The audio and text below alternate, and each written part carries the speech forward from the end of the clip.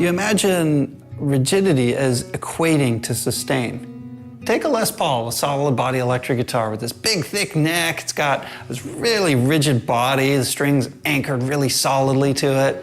You pluck that note and man, it has a lot of sustain. It goes for a really long time.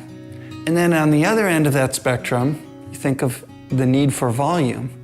And that's all coming from air movement. To do that, I need something very flexible. So if I had a Les Paul on this side, I could think of banjo on this side.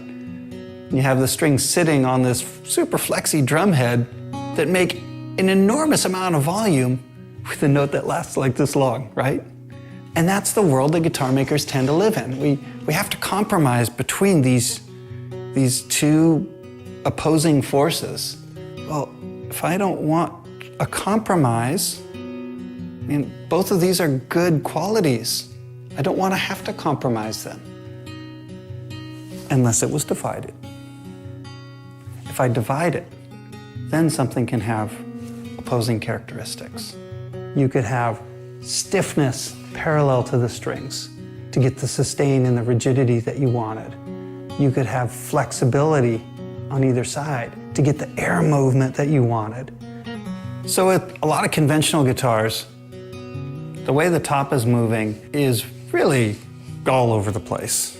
And we think of it wanting to move like a speaker cone, but that's not really how it moves in real life. With this guitar, it's motion inclined towards order.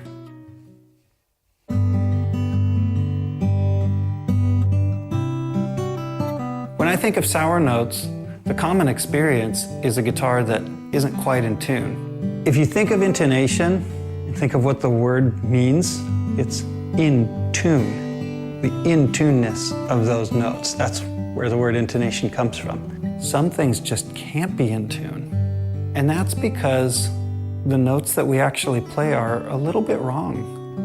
They're a little off. And when they're a little different, there's a little friction there. They kind of rub. And it comes across as a little bit of disharmony between the notes that we're playing and what the guitar is actually capable of delivering.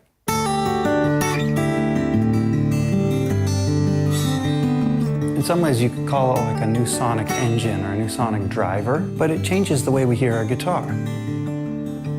That's really what's going on here, is it's producing notes in different ways. You can take away some of the chaos, the friction, the conflict. What you get is balance, is every note has the same power and the same quality of character. So now, as a player, rather than hitting a big open position chord and just hearing and appreciating the power of that low end,